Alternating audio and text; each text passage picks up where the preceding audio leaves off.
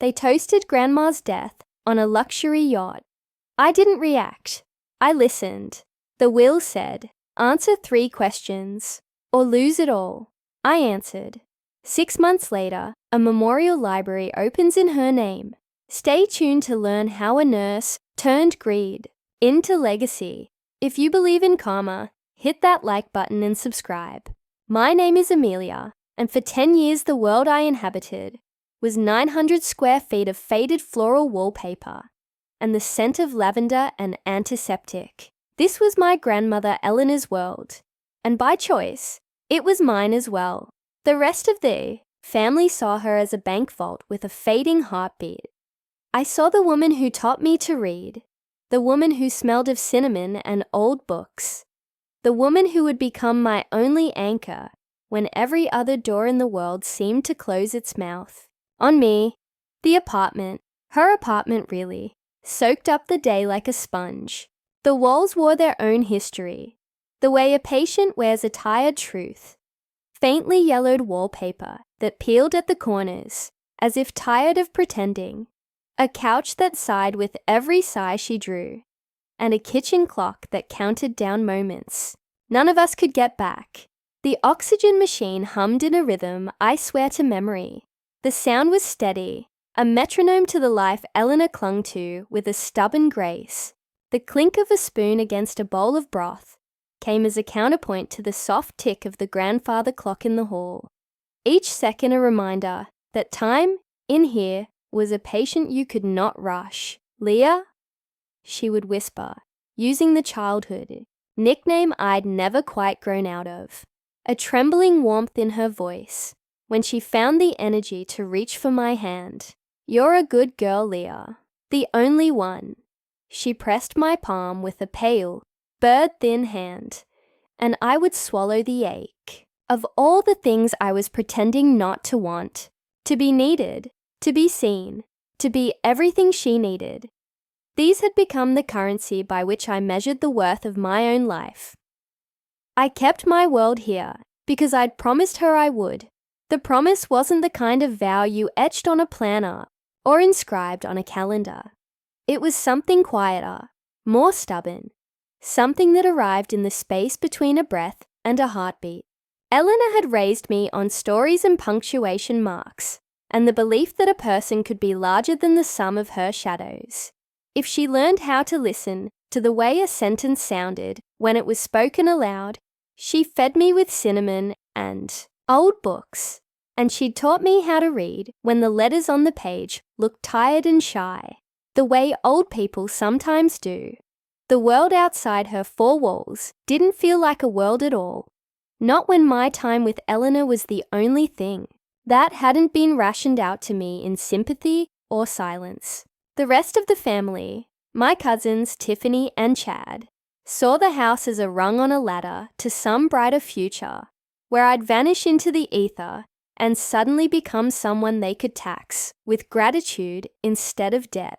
They talked about inheritance as if it were a breeze on a windy day, something to grab and pocket before the wind changed direction. They didn't speak about Eleanor as a person whose breath could falter, or who might one day need the monitor's hum to pair with a glass of broth and a warm hand. The late-night ritual of caregiving wore on me in small, almost invisible ways.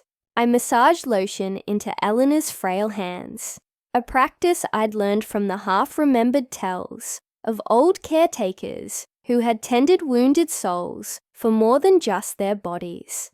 I scrolled through my phone too, between the quiet moments of reverent patience, letting the outside world intrude in tiny, cruel ways.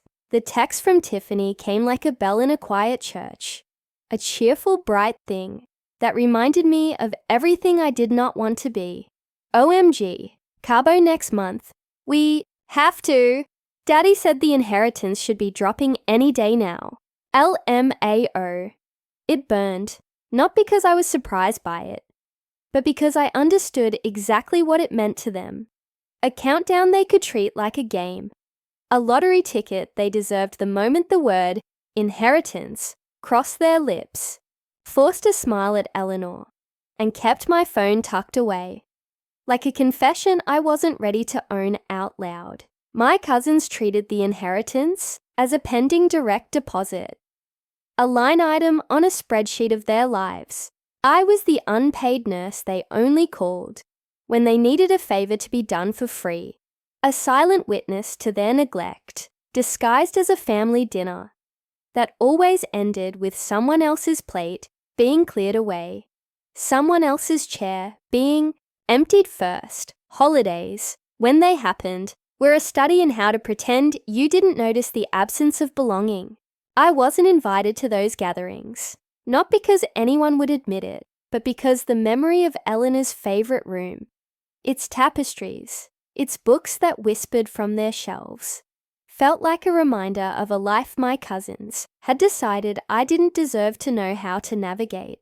They spoke about Eleanor as if she'd become a basket of assets, a sum of a bank ledger, rather than the woman who kept me reading when the world outside the door grew loud and unforgiving.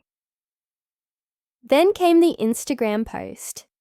The moment I learned that even Eleanor's last light could be used as a weapon against her own kin. I was in the middle of rubbing lotion into Eleanor's hands when I scrolled again. A photo glowed on Tiffany's page. A yacht, champagne flutes raised. The crowd of tanned, laughing friends blurred behind. The caption pressed down on me with a cold weight. Celebrating the future. A little pre-inheritance party for our favorite angel. Can't wait for you to be free, Grandma. Yacht life. Blessed Tacham, family money. They toasted to her death, as if Eleanor's breath had never mattered to them at all, as if the very act of loving her had somehow become a bargaining chip they could cash out at the moment of her last exhale. The sting of that image found its mark in the quiet corners of the room, and something in me shifted. It wasn't rage yet. It was a blade long-tempered by years of service and subterfuge, sharpened by the sense that I'd watched who she'd become, the woman who could say yes to a life without rules, because she'd spent hers giving every rule away to them. That instant, the world narrowed, and within that narrowness, a slow burn began. 2 weeks after that final straw, the world altered again in a way I could not ignore. Eleanor died. We stood in the polished wood-panelled office of her lawyer, Mr. Davies, while Chad and Tiffany fidgeted like shows waiting to happen, nervously tugging at the edges of their supposed success. They wore their entitlement like a costume, cheap, black outfits, clinging to bodies that trembled with something more fragile than fear. The room smelled of old wood and the weight of decisions that would outlive all of us. Mr. Davies cleared his throat and began to read, his voice even and careful, as if the rhythm of the will could still hide its jagged edge from the listening audience. What followed was not a standard bequest, but a riddle wrapped in a request to honor a life. The remainder of the estate shall be inherited in its entirety by the grandchild who can correctly answer 3 questions about my life. Chad's mouth opened as if to argue. Tiffany's eyes flashed with a spark that knew exactly how she'd respond to such a test. With certainty that she did not possess. The questions came, and with them, the slow, terrifying flood of memory. The first, the name of the stray dog she adopted as a child. After it had been hit by a car, they flailed, misremembered, guessed until the room pressed them into silence. Tiffany breathed out a kind of contemptuous laugh. Lucky, Max. Chad offered a couple more. None of them right, none of them holding a thread back to Eleanor. Then came the second question, the title of the poetry collection she'd been most proud of in her youth. Tiffany claimed, wrongfully, Sunsets and Sorrows, while the truth, the one that mattered, lurked in the pages that Eleanor had kept in a drawer. the one her own hands had pressed 100 times into the palm of a hopeful reader. "The Lighthouse Keeper," I said, in a voice that surprised even me. It was a small self-published chapbook that never sold much, but it mattered to her because it was hers. By the time the final question settled in the air, a hush had fallen over the room, like a curtain drawn tight. What was my biggest regret? The question wasn't trivia. It was a personal thing that took a lifetime to answer honestly. I looked at the face of the woman I'd spent a decade nursing, listening, learning from. I answered with a certainty that surprised even me, a trust I hadn't known I held. Her biggest regret was not teaching her children how to be grateful. She told me last year that she gave them everything they wanted, but never what they needed. She felt she had raised a family that valued price over worth. Mr. Davies closed the folder with a soft, decisive thud, and the room shifted with a new gravity. "The conditions have been met. Congratulations, Miss Amelia. The entire estate belongs to you." The words hung there.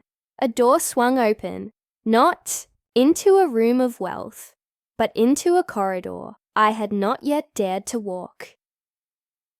The riot that followed felt loud only to those who refused to listen, and for a moment I wondered how much of the world would ever understand what it cost me to stay, to listen, to be present when the people who could have loved me chose to look away.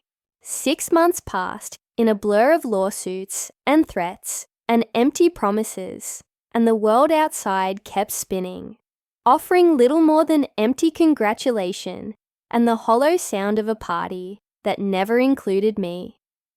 I stood on the lawn of Eleanor's house now, the open windows letting laughter drift out, the banner over the porch proclaiming a new venture, a memorial library and writer's retreat in Eleanor's name. The words felt like a final punctuation mark on a sentence I had not yet learned to finish. The inheritance had not been a prize to celebrate. It had been a chance to breathe free, to claim a space where worth was more than a price tag. The world had shown me its true color: greed, envy, comparison, and I, for the first time in a long decade, could feel something other than obligation curling around me. It felt like possibility. The slow burn, I realized, wasn't about revenge yet. It was about choosing what to tend and what to let go. My grandmother's legacy hadn't asked for a ledger of assets. It asked for a life of words, a way to shape the future through kindness, not currency. And so I stood there, not sure what came next, but certain of this: the world I'd kept quiet for so long would hear my voice from here on out. The real work would begin when I learned to honor her memory, not with a number on a balance sheet, but with the courage to tell the truth about who we are when nobody is watching. Have you ever had to find your own way to honor a loved one when the rest of the family couldn't see past their own greed? I'd love to hear your story in the comments. The breaking point did not arrive with a roar. It came on soft feet, like a mouse skittering under the door of a room you thought you'd grown too old to share with anything loud again. It arrived when the memorial wing, the walls that would someday hold the stories of other readers, felt less like a sanctuary and more like a stage, and I, the only actor who knew the lines by heart, stood in the wings while the audience sharpened their knives with a smile. It began one late afternoon, when the dust settled after a fresh round of inspections, and the carpenters drifted away with their coffee cups and sawdust promises. I was alone in Eleanor's office, the window open a crack to catch the last breath of sun, while the clock on the wall kept its patient, relentless time. The scent of old paper rose from the desk.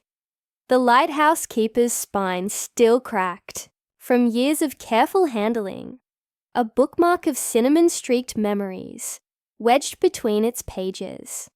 I pressed my fingers to the edge of the desk, as if the wood could remember the weight of Eleanor's handwriting, could tell me what a good next move looked like when the world outside insisted on turning the dial to greed. Then they arrived, the two black-suited shapes I'd learned to recognize by their footsteps more than by their faces. Chad, with his habitual swagger that only barely masked the tremor of panic beneath the surface, and Tiffany, whose eyes always seemed to gleam with a plan that didn't include me in its center. They had brought a lawyer and a stack of papers, taller than the stubborn stack of unfiled licenses on the librarian's desk. They stood in the doorway as if the room itself were a prop in their private theater, the way they always treated Eleanor's memory, as a thing to be displayed, not cherished. "Amelia," Tiffany began, a sugary smile stitched over a blade of impatience. "We're here to talk about the structure," she said, as if structure were a weather system she could forecast and weather would obey. Chad grinned, the corners of his mouth tilting up with a false warmth. "You've done well, kid," he added, as if he'd paid a debt to a stranger and preferred we forget the debt existed. The papers on the table shifted under their fingers. Amendments, trust provisions, bylaws rewritten to keep the project from sinking into the uncertain hands of fate. The words blurred at the edge of my sight, not because my eyes refused to read, but because I refused to let the room's gravity pull my voice away from a truth I'd learned through 10 years of listening. People will talk around a memory to protect a future they can own. "We're here to make sure this place survives," Tiffany said, and the word survive fell from her lips like a coin tossed into a fountain, promising coins that would never reach me. "The donors are worried. They want guarantees. And you, let's be frank, you're not a banker, Amelia." The way she said it made it clear she believed I never would be. That was the final straw she meant to plant. A message, loud as a bell, that my grandmother's life was a ledger anyone could redact with the right ink. The final straw did not arrive as a single brick hurled at a window. It arrived in a series of small practice blows. A line about the risk of sentimentality, a suggestion that the library would have to become a brand, a board that looked suspiciously like a family tree of benefits and privileges, rather than a circle of guardians and readers. They spoke of the people who would fund the thing, people who would want it to be efficient, to be sustainable, to be understandable to the outside world, as if the world were a single clean structure with an elevator. The world outside would never see the slow erosion of motive, the way a promise can be repackaged into a product and sold back to you as if it were mercy. I listened to the language they used, the careful, soothing arithmetic of what they kept calling stability and control, and I felt something inside me shift, very slowly, like the moment a thaw turns into a flood. It wasn't anger first. It was something colder, more precise, a quiet, instinctive, almost academic mapping of what I would do if they pressed this any farther, if they pushed me to sign, if they insisted I give up the last frame of Eleanor's memory that refused. To become collateral, what would I do? The answer rose inside me with the cold weight of a book dropped onto a table, a book no one wants to read aloud, because its truth is too heavy to carry in daylight. I watched Tiffany's hand hover over a contract, her fingernail catching a glint of reflected lamplight. I had learned long ago how to listen for the exact moment when a person stops speaking to you and begins narrating your silence for you. She didn't see me. I stood as still as the shelf where Eleanor kept her favorite lines. In that stillness, I found my outline.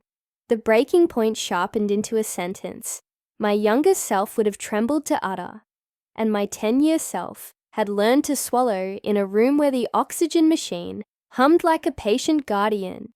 "Is that what you think this is?" I asked, finally. Not loud, not shouting, but even, as if I were reciting a stanza that had waited years to be spoken aloud.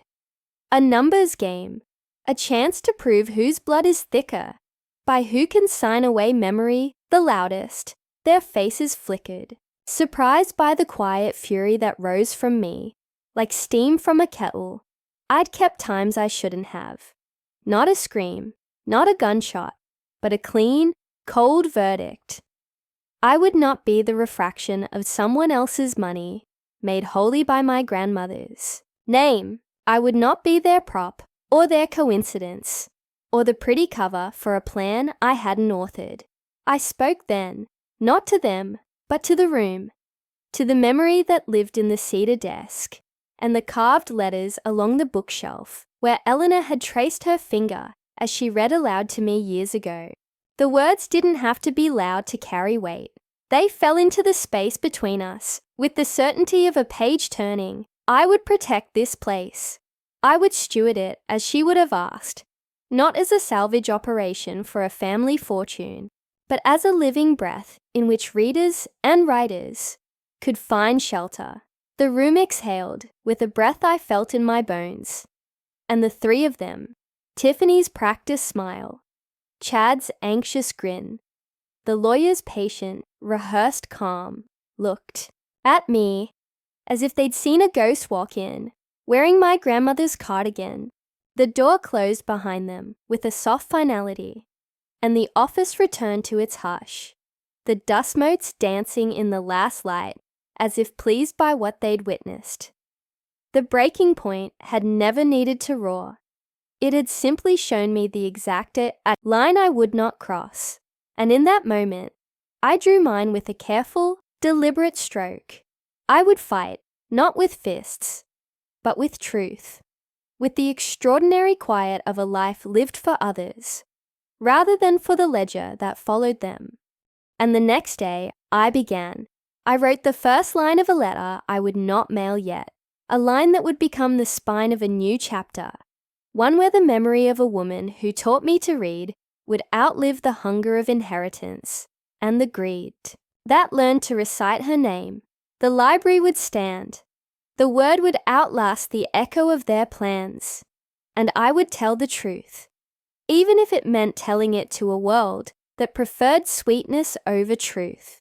The morning after the breaking point arrived, not with a roar, but with a ledger thudding open inside my skull, the way a reader suddenly notices a chapter that had been hiding in plain sight.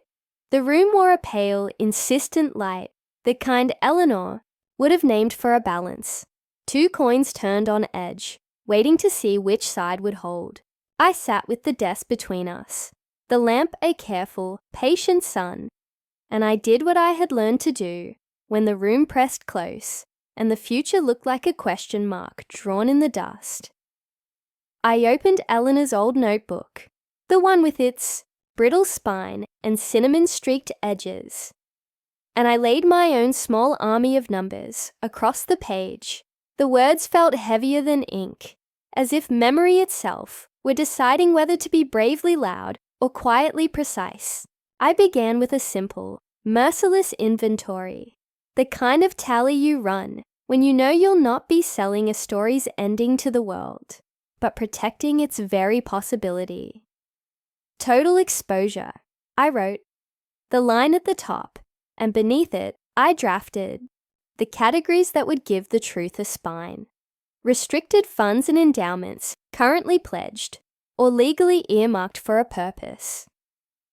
The largest block, a roughly 1.4 million endowment that pays a modest annual draw for programs and preservation, with restrictions that tie every dollar to permanent collection care and community programming. If those constraints stay intact, the annual payout remains a lifeboat for the present needs, but it also becomes an anchor for any rescoping of the project. A second cluster, about 420,000, dedicated to building maintenance and the archival wing. It is stubbornly stubborn, the kind of money that won't move without a boardroom motion and a legal stamp. A smaller memorial fund in Eleanor's name, around 210,000. restricted to education and access. Readers' stipends, workshops, the occasional grant for local writers in residence, unrestricted or loosely pledged gifts, approximately $180,000 a year in gifts from donors who believed in keeping a library alive, not in a spreadsheet's version of immortality. They would walk away from a spectacle of conflict, and that walk would take a lot with it. Coffee-scented receipts, volunteers' hands on the shelves, the quiet trust of a community who still believes a story can shelter a person. Current operating costs, annual, salaries, utilities, and maintenance, $260,000. Programs, outreach, and book conservation, $120,000. Contingencies, insurance, and depreciation, $40,000.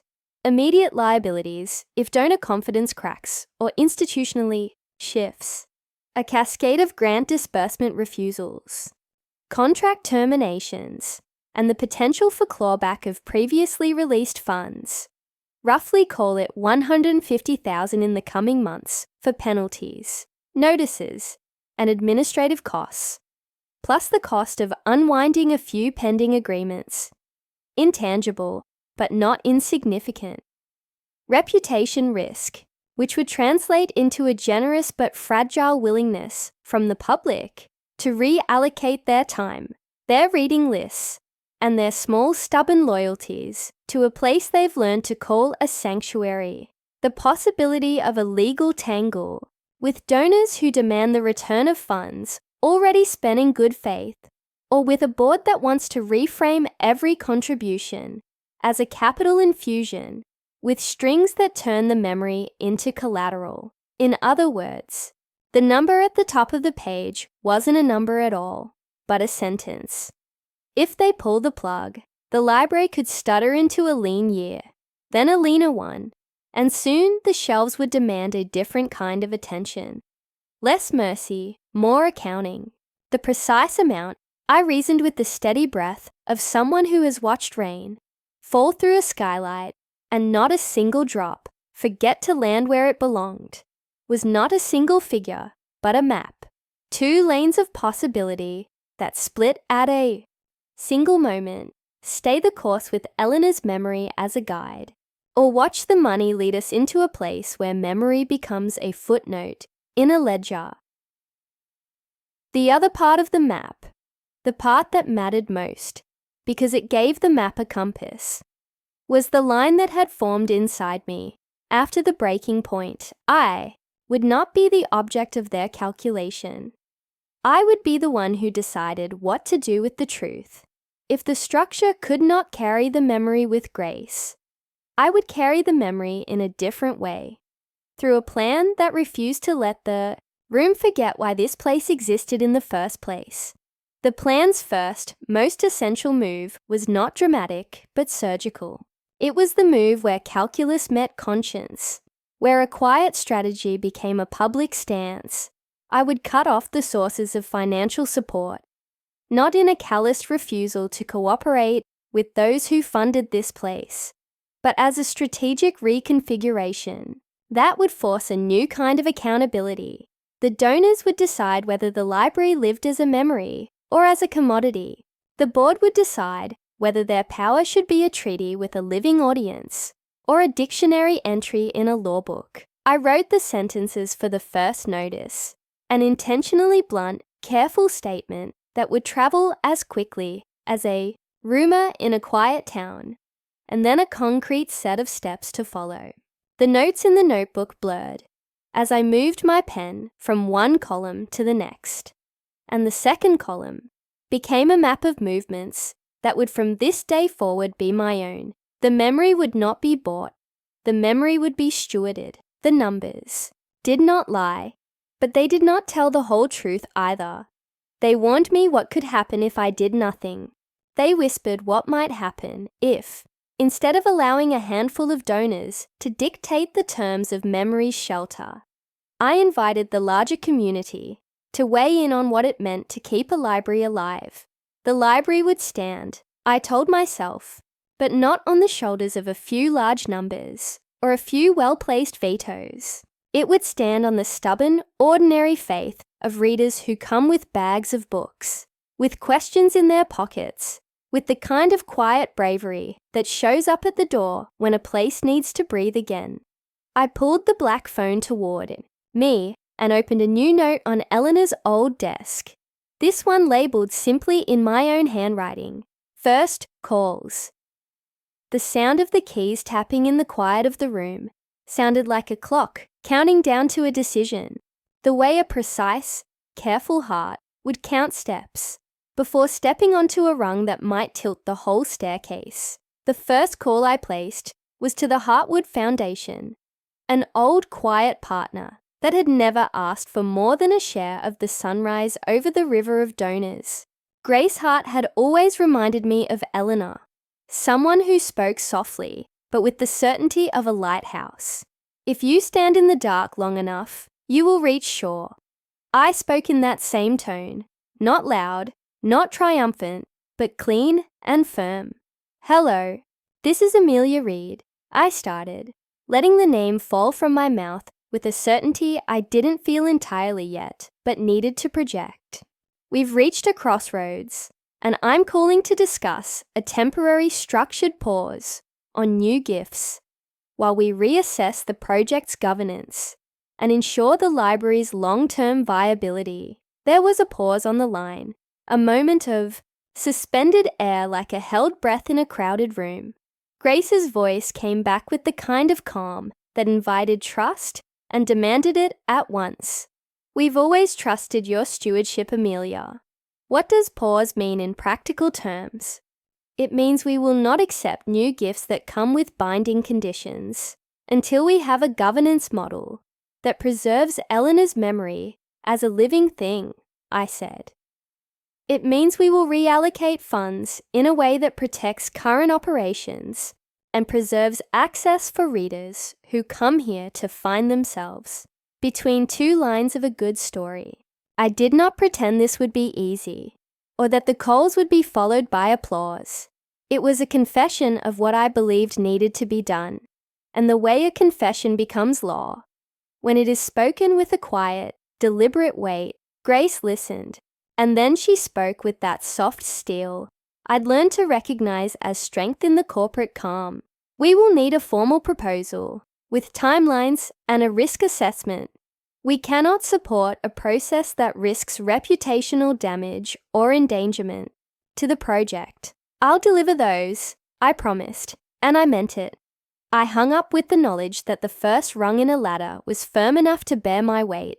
The next call was to the bank, one of those institutions that holds the money as if it is a quiet, necessary gravity rather than a force to be fought. They deserved a direct, non-wrinkled explanation of what I intended to do and why. The line opened to a crisp, business-like voice, and I introduced myself again, this time as steward rather than caretaker, as someone who would be judged by what she did when the word "protect" was whispered like a vow. "We are initiating a temporary hold on all disbursements related to the endowment and restricted funds," I said, listening to the careful cadence of my own voice, the way it sounded, when the room allowed you to pretend you could bend the future without bending the present.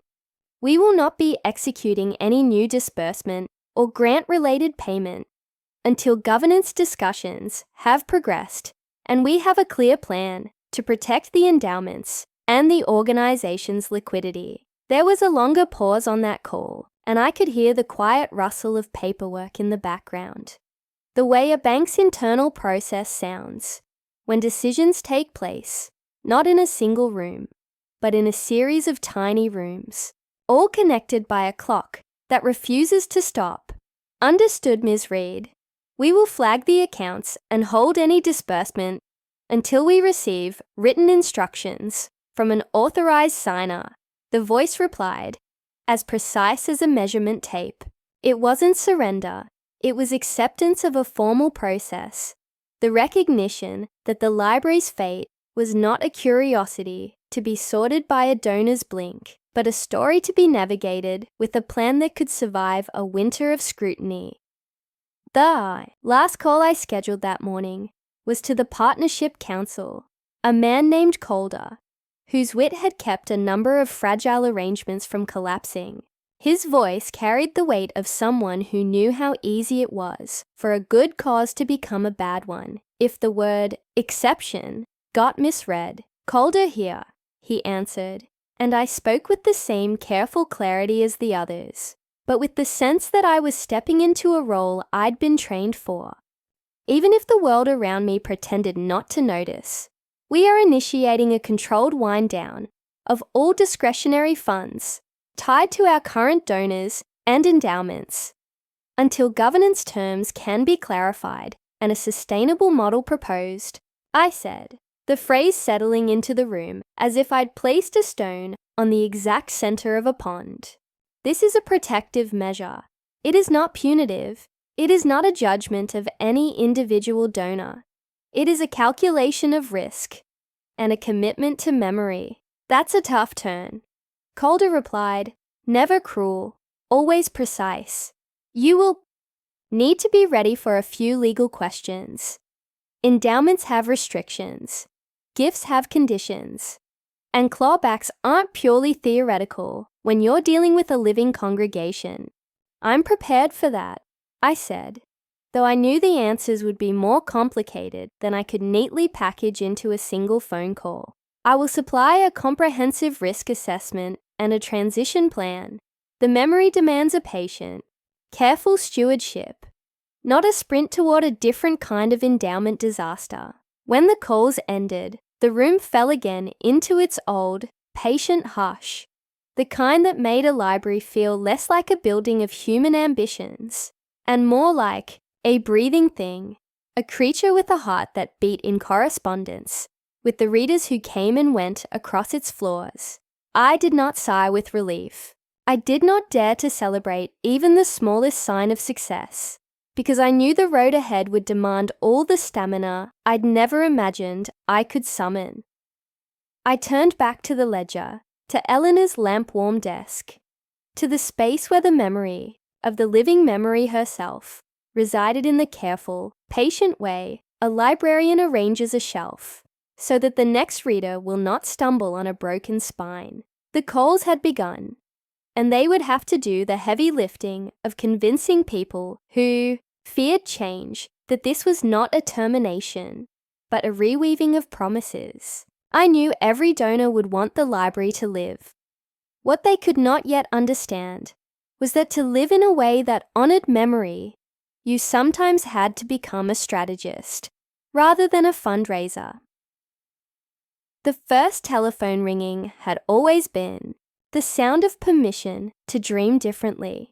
The first 3 rounds of conversations, the donors who would pause, the bank that would freeze, the legal counsel who would draft the new ground rules, felt like the opening gambits on a chessboard, whose final checkmate lay somewhere in the not yet written chapters, yet to be penned in the library's name. I allowed myself a quiet moment, not a victory pose, but a posture of endurance, and watched the dust motes drift in the light as if playing at patience with me. The number at the bottom of the page, what the total damage could be, stood still, in front of me, not because it remained unchanged, but because it had become a character in a narrative that required caution, not bravado. The library would endure, I kept telling myself, because it would be guarded not by the loudness of a press statement, but by the deliberate care of a person who could hold 2 truths at once. Memory is a living thing, and memory needs a roof. That does not leak when the rain of demand begins to fall. And then I wrote, because writing is always the first, last, and most stubborn thing we own when a room becomes someone else's stage. I will not pretend this is a clean victory. I will not pretend the road grows easier from here, but I will make the road possible. I will push back on the idea that memory can be priced, or that a sanctuary can be reduced to a line item on a quarterly report. I will protect this place, not with a shield of stubbornness or a bluff of certainty, but with the quiet calculation of a strategist who has learned to love the readers as much as the memory they come to read. The strategist, awakened, now slept. Again, for a moment, under the weight of the work, as if the memory were a planet, the library orbited, and the world outside could not yet see. But she woke in the next breath, and the next hour would bring more calls, more letters, more meetings, more promises to translate memory into a living, usable future. The work would not end with a single decision. It would begin with the decision to begin again. And in that moment, as the room settled into its familiar, patient quiet, I could hear the old desk sigh, a sound that must have been the library itself, letting out a long breath. After a long, careful day, the memory existed. The memory would survive. And the strategist inside me, the part that had learned to map fear into an outline and fear into a plan, stood ready to guide the next move. The library would stand. The word would outlast the echo of those plans. And I would tell the truth, even if it meant telling it to a world that preferred sweetness over truth, one careful step at a time. I stepped away from the ledger long enough to pace the length of Eleanor's desk and listen to the library, pretend that a morning could hold more than one kind of weather. The phone lay quiet in its cradle. The lamp kept its patient watch, and the room, as if listening to the breath in my lungs, seemed to lean a little closer to the truth it had learned to hide in plain sight. I told myself the work was not glamorous, not dramatic in a way that would fill a headline. It was intelligence gathering, a phrase that sounded almost noble, until you remembered it was really just the art of noticing what people prefer to pretend they did not notice. The city woke with a damp, half-sung light, the kind Eleanor would have catalogued with the same care she used for a favorite phrase in a long poem, the kind that would let you mistake mercy for strategy if you stood longs enough in its glow. I walked a block or two, hands tucked in the pockets of my coat, letting the rhythm of the street do to the plan what the plan couldn't do by itself. Make me a person who could ask questions without feeling like a thief. On a corner where the bus stopped to cough up a heap of exhaust and a dog-eyed with longing for a stray baguette, I found the old colleague I hadn't expected to see again, Iris Hale. She sat at a window table in a cafe that had once felt like a warning to a younger version of me, the kind of place where the walls remembered the softness of a decision you hadn't yet made and offered you a chair if you needed to sit with it a while. Iris's hair had more grey in it than I remembered, but the same quiet certainty etched in the lines around her eyes. It wasn't luck we met. It never is in a town where people measure time in favours. And the distance between two words can cost you a quiet future. Amelia Reed, she said, a smile slipping between recognition and something like relief. I didn't expect to see you here, or at all, honestly. She looked around as if the cafe itself might be listening for the right moment to be a confidant. We had known each other when life was a series of deadlines, and the library was a single bright room where you could pretend the future was a shelf of books you hadn't yet opened. We talked for a few minutes about the ordinary, weather, the river, the way readers drift in on Saturdays, with a stack that could feed a town for a week, before Iris's posture shifted, the way a door settles after someone bellies through with bad news and a purpose. Her voice lowered, not to conceal, but to sharpen. I've been doing some quiet work for an assortment of donors, she said, letting the phrase rest between us like a shared secret. Private due diligence, you could call it. A ledger here, a contract there, a clause tucked in where the sun seldom lands, until you pry it open with a sharp nail, and suddenly the room looks different. Her tone wasn't triumphal. It carried that same careful patience. I had learned to trust in the quiet of Eleanor's memory. And you're still good at reading what a room is trying to tell you, I replied. That's why you're here. Her mouth pressed into a line, as if she were weighing whether to risk a step further into the daylight. I'm here because I remember you telling me once that memory is a habitat, something you must tend, not something you mine for with a shovel. And because I've seen what happens when memory wears the shape of a political argument rather than a shelter for people who come here to fix themselves with a book, the word intelligence hovered, then settled. Iris wasn't here to gossip. She was here to offer an instrument, a lens, perhaps even a second pair of eyes on the edge of a ledge I was standing on. I've found something, she said, leaning in so close that the light caught the lashes on her eyelashes and turned her gaze into a pair of careful measurements. Not a conspiracy, not a blockbuster scandal, yet, but enough to push a person toward a different kind of investigation. A deeper betrayal, if you want to call it that. And it isn't the obvious one you'd expect. She pulled a folded sheet from her coat. A bonded sheet, not a photocopy. The kind you keep because you know someone might want to claim the thing never existed. It bore the name of a donor who has long since become a whispered figure in these halls.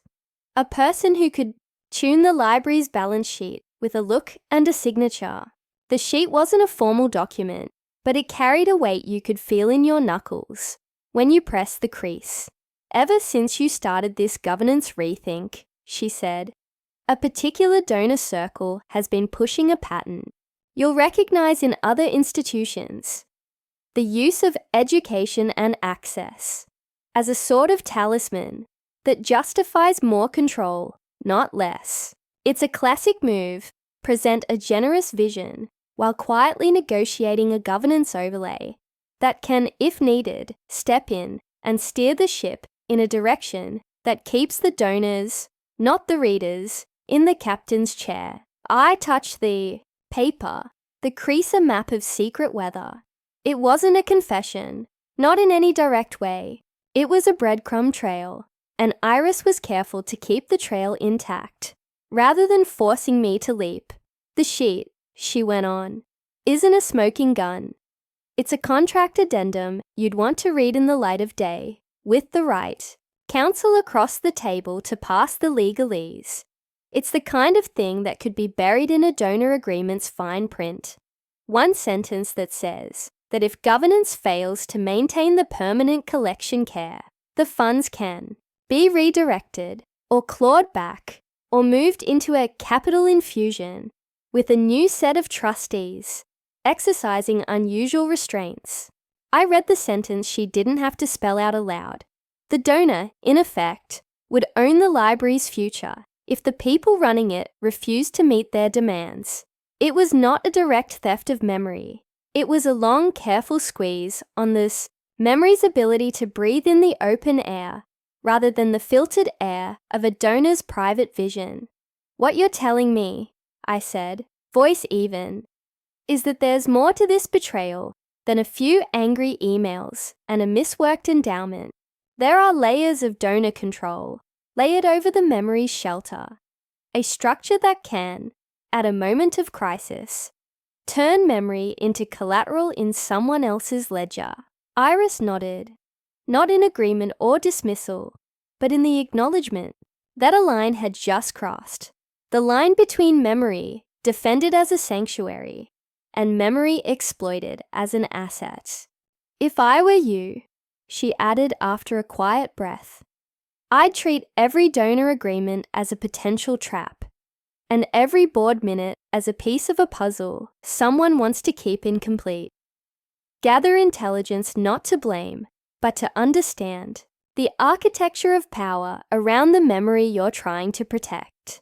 The phrase, gather intelligence, kept circling in my mind, like a chord that resolves only when you allow it to resolve. Iris's words fell into place with the rhythm of old, patient weather. They did not promise certainty, but they offered a way to see more clearly the road ahead. to map the routes by which a donation could become a lever, and a lever could become a decision maker with a voice louder than the living readers who found their solace in the stacks. We talked a little longer, enough to lay out a plan in the spaces between our sentences. Iris would supply the names of a few public records officers and a couple of archivist colleagues who could read minutes with the exactness of a surgeon. I would bring the questions that needed answering and the stubbornness that memory deserves. When the future looks like a sentence waiting to be closed. When we parted, the air outside had found its morning pulse, that brisk, almost insistent tempo that makes you feel you're part of something larger than your own nerves. Iris's step carried the same deliberate hope in it, a hope that intelligence gathering could turn a danger into a direction, a betrayal into a truth that could not be bought or bound. Back inside, the library seemed to lean toward me again, the light catching on the brass of the desk hardware and outlining the long arc of the room's quiet. I unfolded the folded sheet Iris had given me, pressed flat. By the way, a page refuses to be a secret any longer. The donor's name looked ordinary enough at first glance, a name that could be found on any philanthropic roll, the kind that didn't scream scandal, but hinted at its undercurrents if you trace the signatures to their waterlines. I learned to read the difference between a donor's dream and a donor's demand, and I knew that what I had in front of me was not a scandal, but a map of influence, of access, of a governance that could snuff out a memory's breath if the donors chose to press their advantage. The map wasn't a verdict, it was a stairway, and I could choose to descend it or to reinterpret it as a means to climb higher. Intelligence gathering, I would tell myself, begins with listening and ends not with a confession, but with a plan to verify and a plan to protect. The memory would demand nothing less. The library would require nothing less. If there was a betrayal here, it was not merely the betrayal of Eleanor, or of a donor who thought memory could be priced. It was the betrayal of a truth that demanded vigilance, not vengeance, and a patience that could outlive a PR campaign and a boardroom bargain. As the day wore on, more questions appeared in the margins of my mind, each one a doorway I hadn't intended to open, but now found inviting. I wrote them down, not as accusations, but as coordinates, the angles from which to approach the next conversation, the next board member to speak with, the next public record to request. The next move would require more courage than certainty, more restraint than confidence, and more quiet, stubborn care than either donors or boards would ever admit they need. And yet, beneath the mathematics of the plan, the truth persisted with a stubborn simplicity. Memory is a sanctuary, not a commodity. Readers come here to be held, not to be counted. If the structure could not carry memory with grace, I would carry the memory in a different way, through an inventory of questions, a careful, unshowy investigation, and a promise to be the guardian who doesn't forget what a memory deserves. The hour grew late in the library's quiet, the stacks breathing in the slow, repetitive way a sleeping giant might breathe if it had learned to guard its dreams. I closed the notebook that bore the backlog of today's meetings, stowed the folded sheet Iris had handed me, and stood to stretch the fatigue from my shoulders. The room settled back into its familiar, patient hush, and in that hush, I heard the faint, steady beat of a possibility. Not a guarantee, not a vow, but a plan, born from a chance meeting, nourished by a deeper betrayal, and disciplined by a new, stubborn kind of intelligence that asked not for applause, but for a future the memory could still call its own. That night, the plan grew teeth. It wasn't enough to wait for the donors to misstep or for a rumor to ripen into a headline. If memory needed to stand, it needed an audience that could be persuaded by facts, not by fear. The next morning, I kept to the habit of the stubborn, one small action leading to another. A chain of quiet acts designed to be harder to ignore than a single scream. I met Iris again in the back room of the library, where the faded light from the skylight turned the dust motes into bright little constellations. She had the look you wear when you've mapped a city in your head and finally found the one street you hadn't yet charted. She unrolled a fresh sheet of paper, the kind people keep to draft public statements without risking their own handwriting. On it, we laid out a sequence, piece by piece, like a diagram of doors and windows in a house you intend to leave, standing even after the storm. First, she said, you publish what you know, but you publish it with sources. You don't tell the town what to think. You tell them what you found, and you show them how to verify it themselves. She tapped the folded donor addendum with a fingertip as if it were a fragile artifact that could crack under too much light. Second, you file for action, not revenge, not spectacle. Action that compels transparency and preserves the library's autonomy while the matter is investigated. We moved with method, not hurry. Iris had already begun circulating a list of the offices we would approach: the City Clerk's Records Division, the Attorney General's Nonprofit Charity Bureau, the County Court's docket for civil actions involving governance of charitable trusts. We weren't rushing to sue. We were rushing toward clarity, which sometimes felt more like courage than any dramatic charge. The addendum, once more, lay on the desk as a stubborn fingerprint under the lamp.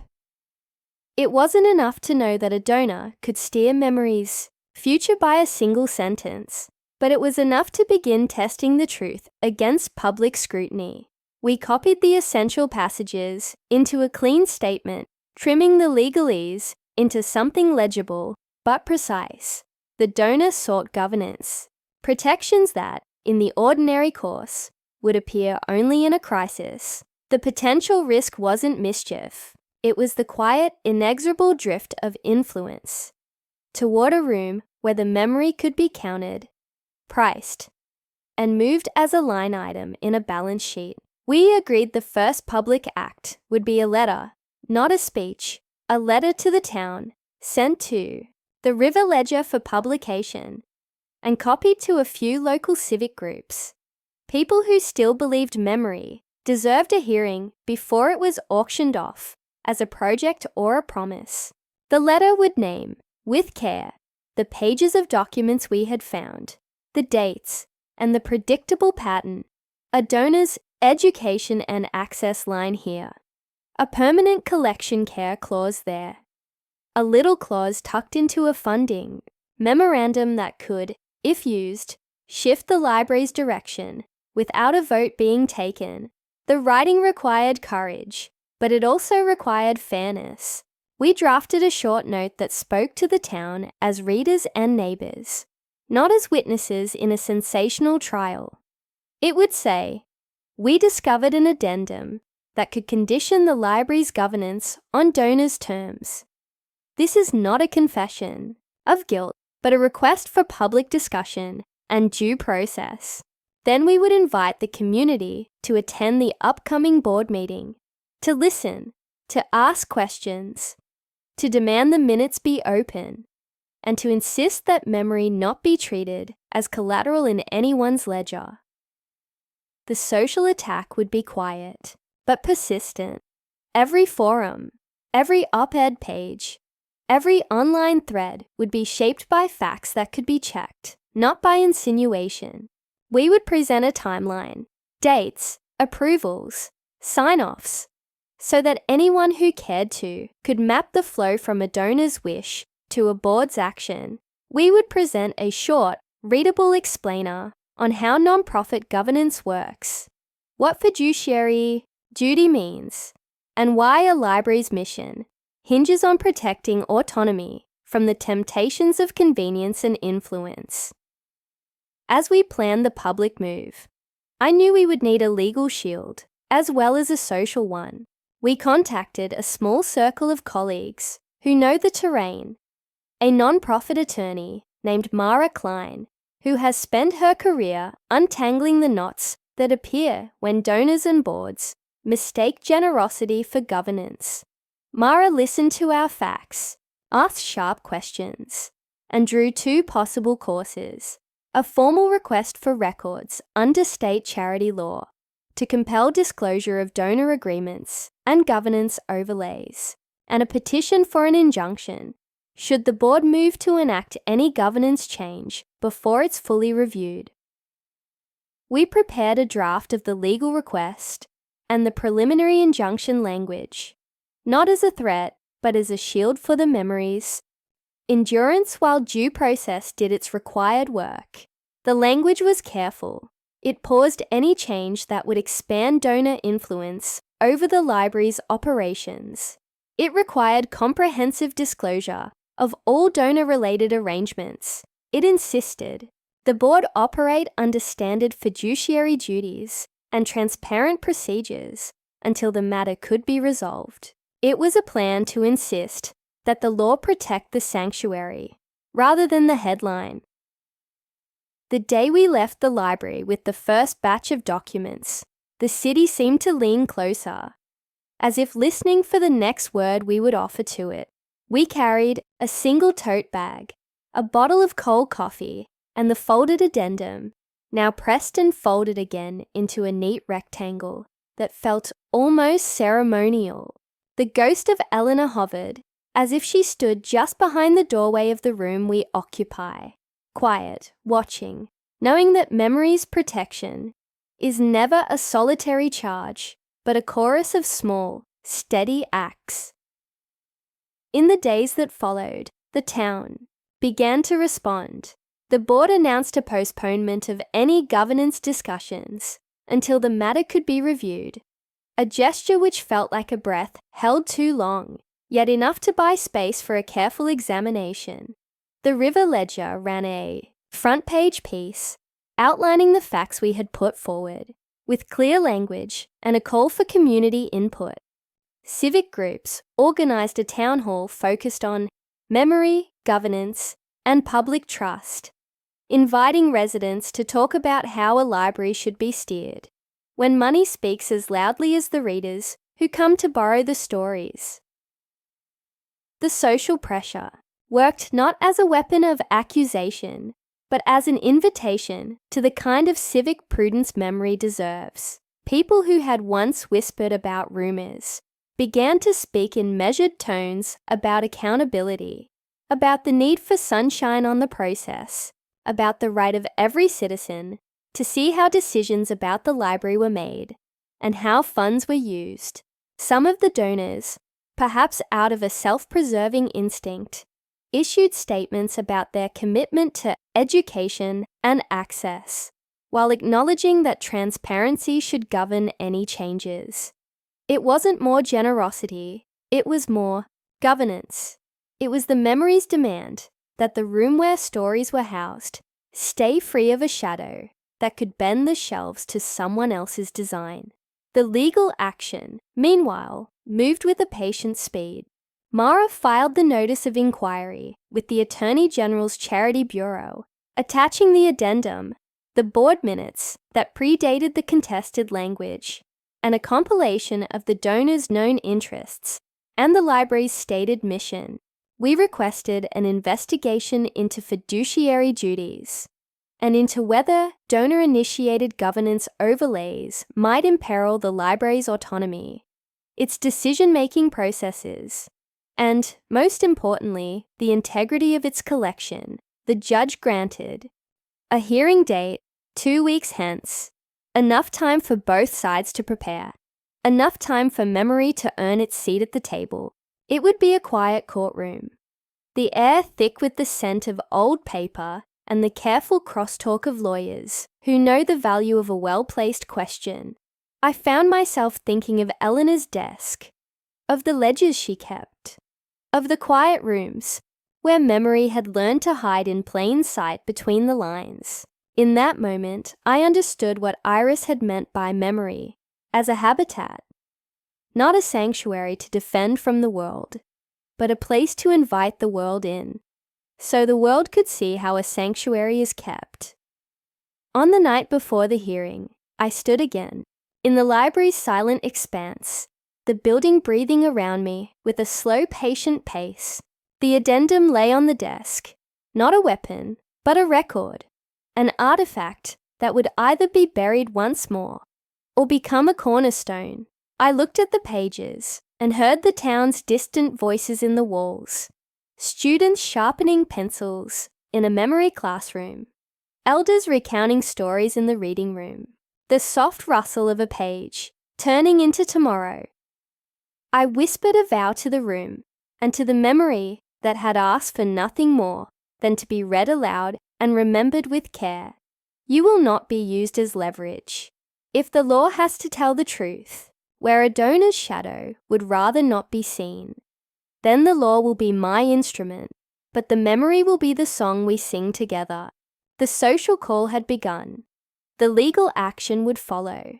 And somewhere in the tension between those two fronts, the public's gaze and the court's patience, I believed we would find the steadiness memory requires to keep breathing on the shelves and in the hearts of those who come here, seeking not to own a story, but to be part of its enduring protection. The morning of the hearing, the town felt like a quiet animal that had learned a new breath. The courthouse steps wore the soft grit of rain from the night before, and somewhere a clock ticked with a patience that could have been memory itself. Iris and I arrived early, not to preempt the moment, but to let the moment settle into us, until it could be spoken aloud without shouting. Mara met us in the lobby, her coat a shield of calm, her glasses catching the light like tiny skylights in a cavern of arguments. The judge arrived with that sparrow's precision you hear in a room that expects to hear truth. Mara spoke first, a careful map of obligations, fiduciary duty, governance over the governance, the dangers of donor overlays when they pretend to be policy. She laid out the same two paths she had drawn with us. A rapid, publicly disclosed inquiry into donor agreements and the possibility of an injunction that would keep things as they were. No changes, no whispered shifts in authority until the records could be opened and the town could see what the records showed. It was not a trap. It was a test of whether power could endure the light. The donors' representatives were polished, their phrases neat as the folded programs in the courtroom stairwell. They spoke of generosity as if it were a rain that never washed away the soil, of collaboration as if it were a single, gleaming key that fit every door in town.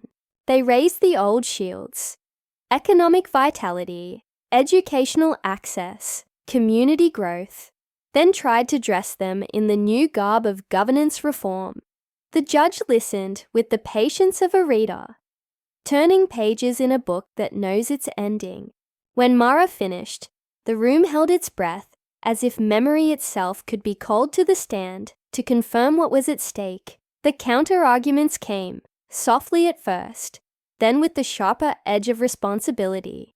Iris stood to speak, not as a voice of accusation, but as a curator of evidence, reminding the court that memory is not a product to be negotiated in a backroom, but a public trust, to be stewarded with transparency. She spoke of the addendum as a document not of crime, but of possible drift, of the library's autonomy as a living thing that needed room to grow, not a machine that could be rewired by a donor's whim. The courtroom listened. The day wore its gravity like a shawl. When the judge finally spoke, the words sounded like a door slowly opening onto a bright hall. He granted the injunction, not as a punitive strike, but as a pause sewn into the fabric of a larger inquiry. He ordered expedited disclosure of all donor-related agreements, requested a complete audit of governance procedures, and scheduled a joint hearing to review preliminary findings. The decision, in essence, was a checkmate. In slow motion, the retaliatory possibilities of a powerful few were answered with public process and responsible oversight.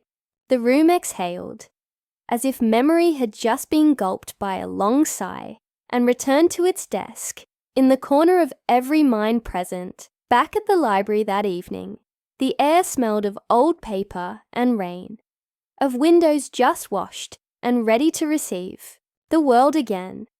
Iris and I stood before the rows of shelves that held rooms you could walk into and out of with a different version of yourself.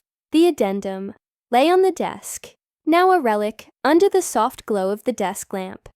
It wasn't a weapon. It was a ledger of intentions, a reminder that care is not a moment, but a discipline. The town's response spilled into every avenue. The River Ledger ran a follow-up that framed the hearing as a civic event rather than a confrontation. A sign, that memory, when placed in the public square, asked the whole town to show up. Civic groups organized another forum, not to rally against anyone, but to gather questions, to demand minutes, to celebrate how governance could work when it listened as closely as it spoke. Some donors issued statements acknowledging the need for transparency. Others remained quiet, perhaps weighing the cost of silence against the cost of exposure. Either way, the memory had found its own weather, and ground began to thaw around its edges. In the days that followed, the board began drafting a governance policy that would be both protective and transparent, a living document that could be adjusted, but never bent by money or influence. The staff embraced a routine that felt almost ordinary. Monthly audit summaries, public access to meeting minutes, a rotating volunteer committee to review donor agreements, all anchored by a shared belief in the library as a public sanctuary, not a private instrument. The checks and balances were not dramatic. They were the quiet gears by which a community could keep turning toward what mattered. And so the antagonists' shadows receded, not with a thunderclap, but with a ledger's soft closing. The memory, Eleanor's memory, and the memory of every quiet reader who had ever pressed a page to their heart, found room to breathe again. Iris walked the back room with me, the dust motes tracing bright little constellations in the skylight, as if the night itself remembered how to stay when it was invited to stand still. I met Iris at the library door one evening, and we watched the town once more settle into its ordinary sweetness, the hum of conversations in the street, the dog-eared copies of books, the quiet exchange of trust when someone placed a memory on the shelf and asked only to borrow kindness in return. The checkmate had not produced a victory parade. It had produced a dawn in which memory could be spoken aloud and never priced, could be protected, not by fear, but by the patient, stubborn work of listening and answering with action. I chose to stay. The days lengthened into a steady, unshakable peace. I took long walks by the river, let the town's stories drift past, like boats on a calm current, and found myself writing not a case file, but a life. One where memory and community kept each other honest. If the world beyond these walls ever pressed, again for a price on memory, we would be ready with documents and dialogue, with courage and care, and somewhere in the quiet, after the last page turn, I heard the old memory speak anew, a soft, sure song. Memory is a sanctuary, and a song worth singing, so long as we keep listening and keep tending the shelves. If this story gave you chills, smash that like button and subscribe for more stories like this.